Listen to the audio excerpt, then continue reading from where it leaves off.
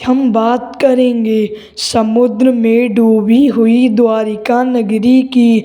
द्वारिका नगरी को भगवान श्री कृष्ण ने बसाया था और यह भगवान कृष्ण की राजधानी थी।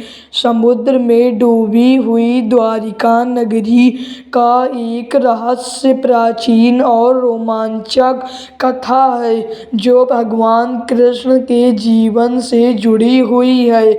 यह कथा महाभारत और पुराणों में वर्णित है और यह भगवान कृष्ण के जीवन के अंतिम दिनों से जुड़ी हुई है।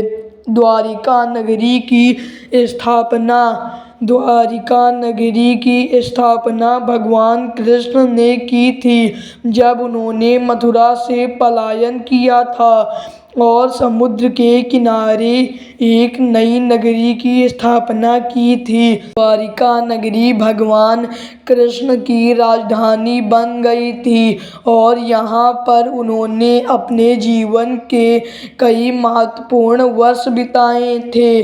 द्वारिका नगरी का डूबना द्वारिका नगरी के डूबने की कथा भगवान कृष्ण की मृत्यु से जुड़ी हुई है। जब भगवान कृष्ण ने अपने जीवन के अंतिम दिनों में अपने पुत्र प्रद्युम्न को अपने उत्तराधिकारी के रूप में नियुक्त किया तो उनके एक अन्य पुत्र अनिरुद्ध ने इसका विरोध किया। विरोध के कारण द्वारिका नगरी में एक बड़ा युद्ध हुआ जिसमें भगवान कृष्ण के कई परिवार के सदस्य और सैनिक मारे गए।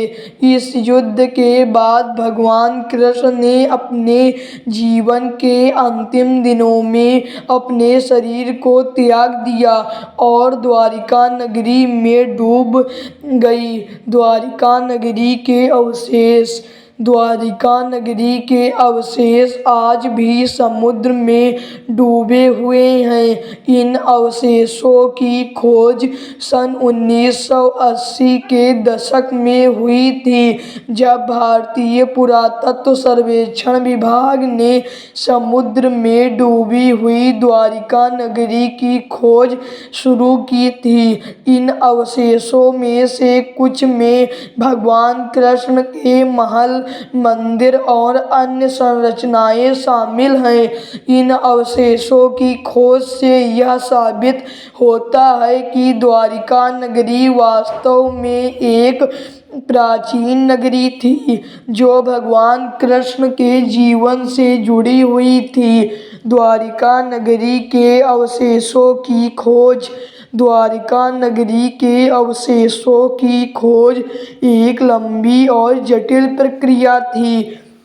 इस खोज में कई पुरातत्व विद्वानों और वैज्ञानिकों ने भाग लिया था। इस अवशेषों की खोज के लिए पुरातत्व विद्वानों ने समुद्र में डूबी हुई द्वारिका नगरी की खोज शुरू कर दी। उन्होंने समुद्र के तल में कई संरचनाएं और अवशेष पाए जो द्वारिका नगरी के अवशेष थे। इन अवशेषों की खोज से यह साबित होता है कि समुद्र में द्वारिका नगरी भगवान कृष्ण की नगरी हुआ करती थी जिसको डूबे हुए 5 साल हो चुके हैं। आज भी द्वारिका गुजरात के समुद्र तट पर पुनः निर्माण किया गया है।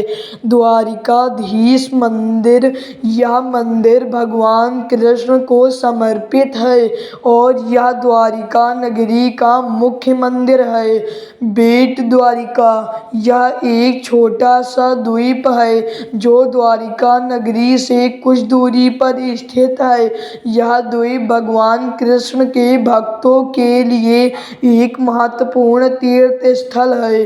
गोमती धारा यह धारा पवित्र नदी है जो द्वारिका नगरी से होकर गुजरती है।